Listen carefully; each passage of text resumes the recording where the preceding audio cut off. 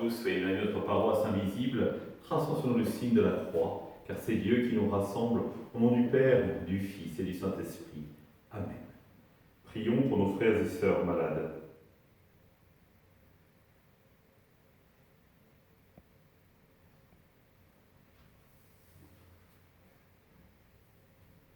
Prions pour les soignants et tous ceux qui œuvrent pour le bien commun.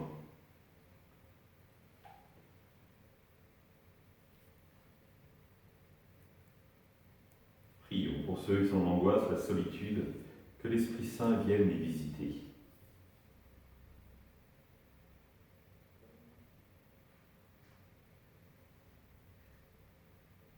Pour manifester notre communion, je vais maintenant allumer cette bougie au cierge pascal.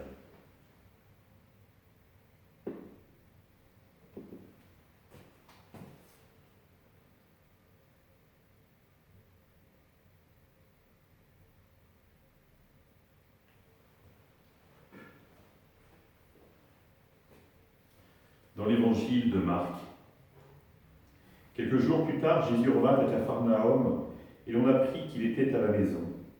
Tant de monde s'y rassembla qu'il n'y avait plus de place, pas même devant la porte. Il leur annonçait la parole. Arrivent des gens qui lui amènent un paralysé porté par 4 hommes.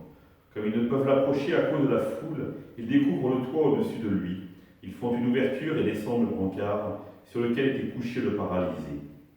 Voyant leur foi, Jésus dit au paralysé: « Mon enfant, tes péchés sont pardonnés. » Or il y avait quelques scribes assis là qui raisonnaient en eux-mêmes. Pourquoi celui-ci parle-t-il ainsi? Il blasphème. Qui donc peut pardonner les péchés sinon Dieu seul? Percevant aussitôt dans son esprit les raisonnements qu'il se faisait, Jésus leur dit: Pourquoi tenez-vous de tels raisonnements? Qu'est-ce qui est le plus facile? Dire à ce paralysé: tes péchés sont pardonnés, ou bien lui dire: lève-toi, prends ton brancard et marche? Eh bien, pour que vous sachiez que le Fils de l'homme a autorité pour pardonner les péchés sur la terre, Jésus s'adressa au paralysé: je te le dis, lève-toi, prends ton brancard et rentre dans ta maison. Il se leva, prit aussitôt son brancard et sortit devant tout le monde. Tous étaient figés, étaient frappés de stupeur et rendaient gloire à Dieu en disant: nous n'avons jamais rien vu de pareil. Acclamons la parole de Dieu.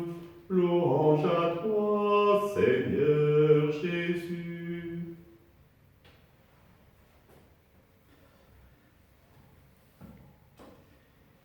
Ils sont là, ils regardent.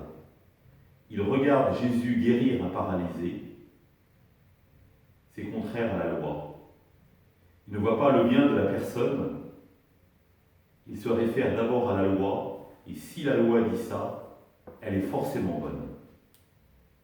Et donc, cet homme ne peut pas être guéri ce jour-là. Terrible si on y réfléchit.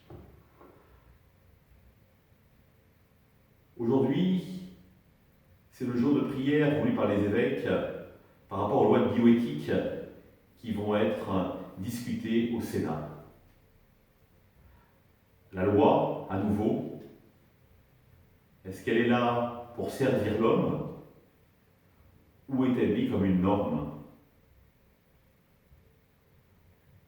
Dans le regard de Jésus, il y a toujours le bien de la personne, et notamment celui du plus pauvre, du plus faible, de la personne paralysée qui ne peut dire mot.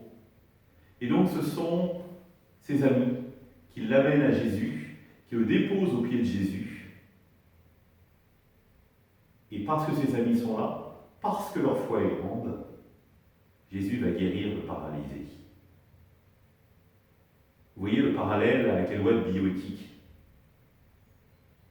Le petit dans le ventre de sa mère, évidemment, ne peut pas parler. Il est comme le paralysé.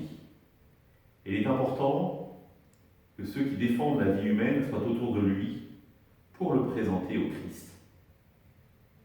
Pour présenter, là où ils peuvent paraître impuissants, cette vision du monde, ce soin de prendre soin du plus petit, c'est à Dieu d'agir pour éclairer les consciences.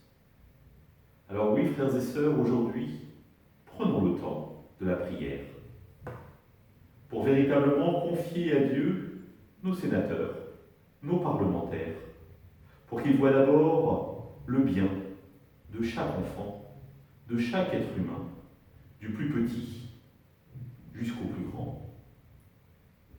Mais la loi, rappelons-nous, est d'abord faite pour protéger le plus petit. Et donc c'est lui qui est en cause aujourd'hui. Alors que cet évangile nourrisse notre journée en pensant à chaque paralysé, à chaque plus petit, à chaque plus pauvre, pour que le Christ lui-même vienne les toucher dans notre corps et aussi dans notre intelligence, pour que nous puissions juger toute personne à la lumière du Christ ressuscité. Ensemble, nous prions. Notre Père, qui es aux cieux, que ton nom soit sanctifié, que ton règne vienne, que ta volonté soit faite sur la terre comme au ciel. Donne-nous aujourd'hui notre pain de ce jour.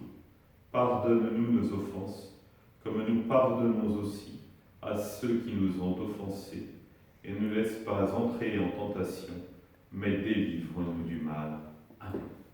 Que le Seigneur nous bénisse, qu'il nous accompagne pour la journée et nous garde dans la paix.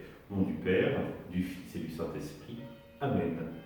Je vous rappelle donc que c'est important de prendre le temps de la prière, comme le souhaitent nos évêques aujourd'hui, pour que l'Esprit Saint descende sur nos députés et nos sénateurs pour éclairer leur intelligence.